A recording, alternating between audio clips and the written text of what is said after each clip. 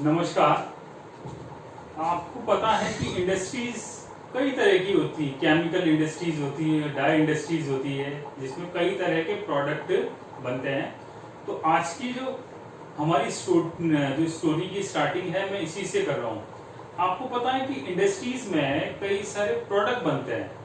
अब प्रोडक्ट जो बनता है, फाइनल प्रोडक्ट, उसके लिए कई सारे कच्चा माल, रॉ मटेरियल जिसे कहते हैं हम, वो काम में आता है। तो क्या होता है कि आपको कोई प्रोडक्ट सिंथेसाइज करना है, तो उस प्रोडक्ट की सिंथेसिस के दौरान कई सारे बाय प्रोडक्ट बनते हैं। और आपने आसपास के एरिया में, जहां मान लो आप आसपास का जहां आप रह रहे हैं, वहां मान लो कोई केमिकल इंडस्ट्रीज है, कोई डाई इंडस्ट्रीज है, तो आपने देखा होगा कि वहां उस प्रोडक्ट के बनने के दौरान जो बाय प्रोडक्ट बनते हैं ना, तो उन बाय प्रोडक्ट का ढेर कंपनी के बाहर लग जाता है। तो क्या था पहले के टाइम में, जैसे 18वीं सेंचुरी या 19वीं सेंचुरी के स्टार्टिंग में, तो क्या था कि हमारा साइंस इतना एडवांस था नहीं।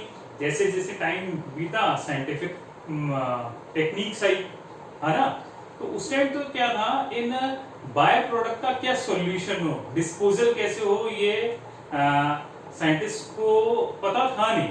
लेकिन जैसे जैसे टाइम बीता, तो पूरी वर्ल्ड में जो साइंटिस्ट लोग हैं कि यार ये जो बाय प्रोडक्ट है, इनका क्या यूज हो, या इनको कैसे हम रिनोवेट करें और कैसे इनको दूसरे यूज में हम लाएं।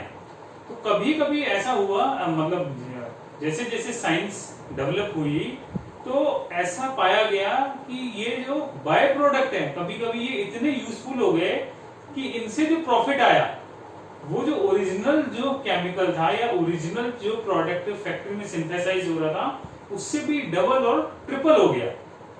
ऐसे ही मैं आज आपके सामने एक एग्जांपल पेश कर रहा हूं। एक जर्मनी की कंपनी थी, बेयर केमिकल कॉर्पोरेशन, बेयर के नाम से। यदि आप फार्मास्यूटिकल इंडस्ट्री में हो तो आपको बेयर कंपनी का नाम पता होगा। अब तो इसकी कंपनी थोड़ी कम चलती, लेकिन किसी टाइम ये वर्ल्ड की टॉप मोस्ट फार्मास्यूटिकल कंपनी में से एक थी। ठीक है। तो क्या था इस कंपनी में, मतलब जो मेन प्रोडक्ट, मतलब बेसिकली केमिकल इंडस्ट्री थी, फार्मास्यूटिकल इंडस्ट्री थी, जहां बेसिकली मेडिसिन सिंथेसाइज होती थी। तो मेडिसिन के सिंथेसिस के दौरान इनका एक बाय प्रोडक्ट हुआ करता था, जिसका नाम है एसिटाइल सैलिसिलिक एसिड। आज के सेशन का फर्स्ट क्वेश्चन यहीं से आता है कि इस एसिटाइल सैलिसिलिक एसिड का आईयूपीएसी नेम क्या है और इसका ट्रेड नेम क्या है, ये आपको कमेंट बॉक्स में टाइप करना है एक तो। ठीक है। तो क्या मैं आपको एक्सप्लेन कर रहा था कि बाय प्रोडक्ट था एसिटाइल सैलिसिलिक एसिड। तो ये जो बाय प्रोडक्ट था, ये इतना ज्यादा बनता था, क्योंकि आपको पता है कि केमिकल इंडस्ट्रीज में जो केमिकल बनता है, जैसे 100 टन बन गया डेली।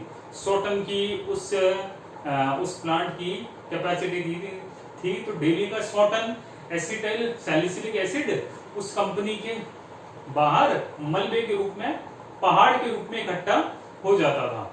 अब ये जो एसिटाइल सैलिसिलिक एसिड है, ये होता है क्रिस्टलाइन पाउडर होता है, व्हाइट पाउडर होता है। ठीक है। अब क्या था, मतलब ये बाय प्रोडक्ट काफी ज्यादा बनता था। अब क्या, उसी कंपनी के ठीक सामने उस कंपनी में काम करने वाला एग्जीक्यूटिव था, ऑफिसर, मतलब बड़ी अच्छी वो पोस्ट पे था, उनका घर उसी कंपनी के ठीक सामने था।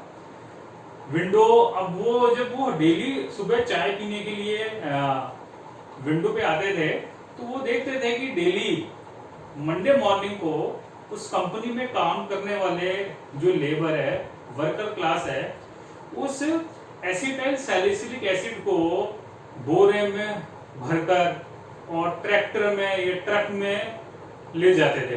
तो इनिशियली तो उसने ऐसा ध्यान दिया नहीं, लेकिन जैसे जैसे टाइम बीता, 5 दिन हुए, 10 दिन हुए, 15 दिन हो गए, फिर उसने सोचा यार ये वर्कर लोग केमिकल लेकर क्यों जा रहे हैं। फिर उन्होंने वो कंपनी में गया, उन्होंने वर्कर से पूछा कि यार ये तो बेकार का प्रोडक्ट है, बाई प्रोडक्ट है, तुम इसका क्या करते हो इसका। तो वर्कर ने उन्हें ये एक्सप्लेन किया कि सर, ये जो केमिकल है, ये जो बाय प्रोडक्ट है, ये हमारे हेडेक को कम करता है, नंबर 1। और नंबर 2, मस्कुलर जो पेन है, मसल्स में जो पेन है उसमें काफी ज्यादा ये रिलीफ करता है। क्योंकि आपको पता है वर्कर्स लोग जो हैं उनकी ड्यूटी बड़ी हैक्टिक होती है, तो मतलब उनकी बॉडी में पेन होता है और वर्कर लोग ड्रिंक भी करते हैं, तो ओवर ड्रिंकिंग के कारण हेडेक और मस्कुलर पेन होना आम बात है। तो अब उस कंपनी के एग्जीक्यूटिव को ये तो पता चला कि यार ये जो बाय प्रोडक्ट है ये तो कमाल का है, इससे तो हेडेक कम हो रहा है और मस्कुलर पेन भी कम हो रहा है। तो उसने अपने कंपनी का जो बॉस था, सीईओ था, उसको जाके इन्फॉर्म किया। इस तरह से एस्प्रिन की शुरुआत हुई। तो इस तरह से फाइनली उस कंपनी ने, बेयर केमिकल कॉर्पोरेशन ने एस्प्रिन नाम का ट्रेडमार्क रजिस्टर्ड करवा लिया, ठीक है।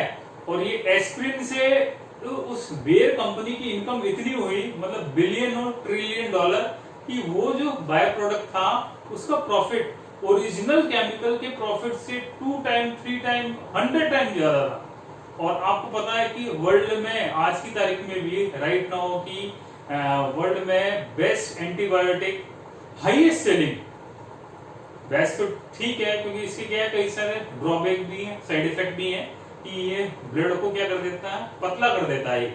जैसे अभी कोरोना का काल चल रहा है, तो कोरोना के काल में क्या है कि कोरोना में ये देखा गया है कि ब्लड के क्लॉट बन जाते हैं। तो ब्लड के क्लॉटिंग को कम करने के लिए डॉक्टर लोग एस्प्रिन देते हैं जो ब्लड को पतला कर देते हैं। तो पतला करने से थोड़ा सा साइड इफेक्ट तो होता है, लेकिन ये इसका टेम्परेरी सॉल्यूशन है।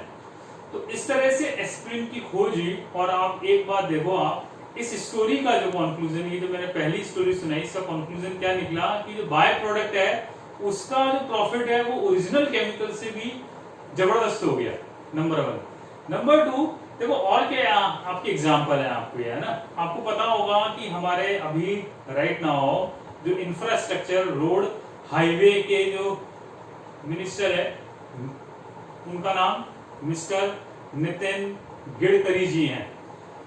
अब आपको ये बात पता है या नहीं है कि वो बड़े आपके इनोवेटिव आइडिया और क्रिएटिव आइडिया वो इस्तेमाल करते हैं। वो मतलब वो हर चीज में कुछ ना कुछ सॉल्यूशन देते हैं। उनकी एक बहुत बड़ी स्ट्रेंथ ये है कि वो जो वेस्ट होता है ना, उस वेस्ट से कुछ इनोवेट करने की सोचते हैं। जैसे उन्होंने क्या सोचा अभी लेटेस्ट, कि जैसे आज का जो युग है वो कौन सा टाइम है, डिजिटल युग है। तो हम ज्यादातर लैपटॉप, मोबाइल, टीवी ये बहुत ज्यादा इस्तेमाल करते हैं। और ये बताओ आप, सेल फोन और लैपटॉप तो बहुत ज्यादा इस्तेमाल करते ही हैं। तो इससे क्या है, जैसे हम जनरली 1-2 साल काम में लैपटॉप लिया या फोन लिया और उसको फेंक देते हैं, तो इससे क्या हो रहा है, वेस्टेज क्रिएट हो रहा है, जिसको बोलते हैं हम ई वेस्ट। अब ये ई वेस्ट इतना जबरदस्त है कि टनों में ई वेस्ट इकट्ठा हो रहा है। तो उन्होंने क्या किया कि अभी जो नागपुर से हाईवे जा रहा है, उन्होंने एक एक्सपेरिमेंट क्या किया कि उन्होंने 5 किलोमीटर लंबी सड़क बिछाई, उसमें उन्होंने ई वेस्ट जो है वो पूरा, वो जो ई वेस्ट है उसमें डामर के साथ मिक्स कर दिया। अब जब उन्होंने उसके एक्सपेरिमेंट किया और रिजल्ट देखे, उन्होंने ये पाया कि इस सड़क की जो स्ट्रेंथ है वो नॉर्मल सड़क से दुगनी तिगुनी आ गई। तो इस तरह से ये जो बाय प्रोडक्ट है, जो हमारा वेस्ट है, उसका एक इफेक्टिवली यूटिलाइजेशन हो गया और हमारी सड़क की स्ट्रेंथ भी इंक्रीज हो गई। Number 2 example. नंबर 3 एग्जांपल क्या है, आपको पता होगा हमारे इंडिया में हर जगह थर्मल प्लांट है। कोल होता है बर्न, तो कोल के बर्न होने से थर्मल प्लांट के पास फ्लाई ऐश बन जाती है। अब वो फ्लाई ऐश इनिशियली तो क्या थी, वो वेस्ट थी। फिर जैसे साइंटिस्टों ने सोचा इसको क्या काम में ले, तो आजकल उस फ्लाई ऐश का यूज, मेन कंपोनेंट है वो फ्लाई ऐश ब्रिक्स का। आपने देखी होगी, पहले तो रेड कलर की ब्रिक्स हम काम में लेते थे, लेकिन वो एनवायरनमेंट के लिए थोड़ा सा डेंजरस थी। क्यों? क्योंकि वो मिट्टी से बनती थी, मिट्टी तो ऐसे ही काम है। तो गवर्नमेंट ने उस रेड ब्रिक्स पे तो क्या कर दी, बैन लगा दिया।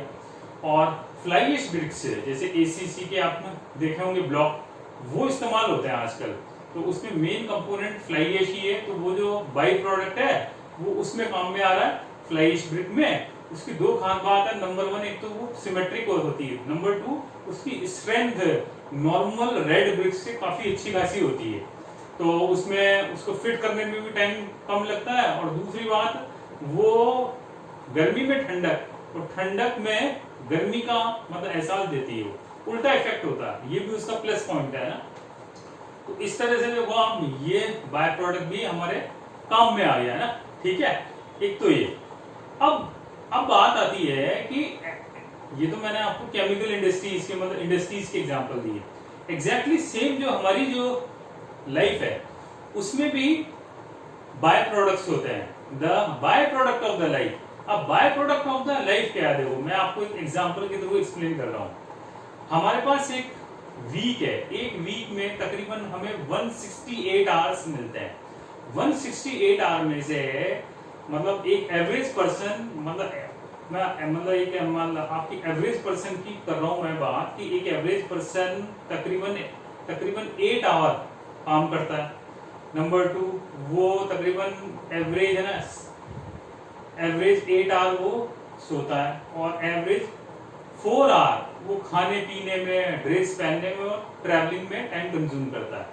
इनका जब आप सम कैलकुलेट करोगे तो ये हो गए 124 आवर पर वीक, ठीक है, राइट।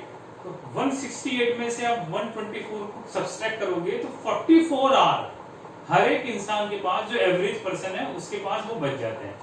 अब ये है, अब ये जो 44 आवर है, ये है गेम चेंजर, ये है हमारा bye product of the life, ये हमारे पास स्पेयर टाइम है। अब ये जो स्पेयर टाइम है उसमें एवरेज पर्सन जो होता है वो क्या करता है, वो ज्यादातर इंसान क्या करता है, वो सोशल मीडिया, फेसबुक या व्हाट्सएप या गप्पे मारना, एंटरटेनमेंट एक्टिविटी में वो 44 आवर्स खराब कर देते हैं। मैं ये नहीं कहता कि वो करना ही नहीं चाहिए, वो भी करना चाहिए, लेकिन अब आपके ऊपर वो करता है डिपेंड कि वो 44 आवर में से आप कितना टाइम उस एंटरटेनमेंट एक्टिविटी को डिवोट करते हो। आप चाहे तो 44 आवर उसमें कर दो डिवोट, या फिर आपने ये देख लिया कि यार मेरे को 4 से 5 घंटे या 10 आवर्स उसमें देने हैं, और बाकी के जो 34 आवर्स मेरे को नई स्किल सीखनी है।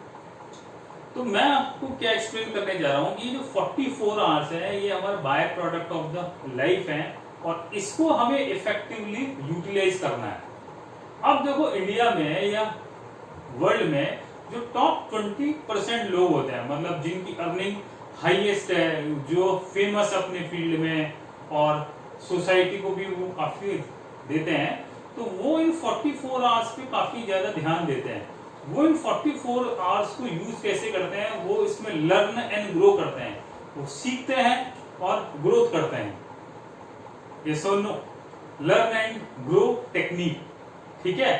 अब देखो एक एवरेज आइडिया ये है, मान लो आपकी एज 20 ईयर है, तो आप हर साल आप अपनी एफिशिएंसी को 11%, प्रोडक्टिविटी को 11% इंक्रीज करते हैं, तो आपकी ये मेरी कैलकुलेशन है कि 6 आवर और 7 मंथ बाद आपकी इनकम डबल हो जाएगी, यदि आप 11% की स्पीड से हर साल अपने आप को इम्प्रूव करते हैं। और एट द एज ऑफ 40 और 50 आपकी यदि यही सेम स्पीड रही, तो एट द एज ऑफ 40 और 50 आप वर्ल्ड के टॉप 1% में शामिल हो जाएंगे, जिनकी अर्निंग हाईएस्ट है और जो फेमस है, जो डोनेशन भी खूब करते हैं, मतलब एक एक्स्ट्राऑर्डिनरी लाइफ जीते हैं। तो ये खेल, ये सारा गेम आपका bye product of the life जो 44 आवर्स है, उस 44 आवर्स को हमने और आपने कैसे यूटिलाइज किया, आपने क्या नया सीखा, वो आपकी अर्निंग या आपकी लाइफ स्टाइल को कंट्रोल करेगा। जो टॉप 20% है लोग, वो इसको बड़ा इफेक्टिव यूज करते हैं, और बाकी जो बॉटम के 80% लोग हैं, वो इसको वेस्टेज ऑफ टाइम कर देते हैं, या वो नई स्किल सीखते नहीं है, या अपने कंफर्ट जोन में मतलब आ जाते हैं, जिनसे उनकी जॉब चलती रहे। जबकि 20% लोग लगातार कंटिन्यूअसली नई नई स्किल, नई नई टेक्निक सीखते रहते हैं, क्योंकि लर्निंग कंटिन्यूअस होनी चाहिए। क्योंकि आपको पता है आज का टाइम कंपटीशन का है, तो चाहे आप स्टूडेंट हो चाहे कुछ भी हो, आपको डेली कुछ ना कुछ नया सीखना है, नई ग्रोथ करनी है। तो मेरा इस सेशन का कंक्लूजन क्या निकला कि चाहे आपका बाय प्रोडक्ट ऑफ लाइफ हो, चाहे बाय प्रोडक्ट ऑफ इंडस्ट्रीज हो, तो वो आपने देखा कि वो मोर प्रॉफिटेबल हो गया as compared to the original business, या ओरिजिनल जो भी आप कर रहे हैं उससे ज्यादा हो गया profitable. Thank you so much again. आप वीडियो को ज्यादा से ज्यादा शेयर करें। Thank you so much for joining the session. और प्लीज इस वीडियो को आप लाइक करें, सब्सक्राइब करें, अपने दोस्तों के साथ शेयर करें, क्योंकि मैं आपसे नॉलेज शेयर कर रहा हूं मैं आपसे, और knowledge is the best thing in the world. Thank you so much again.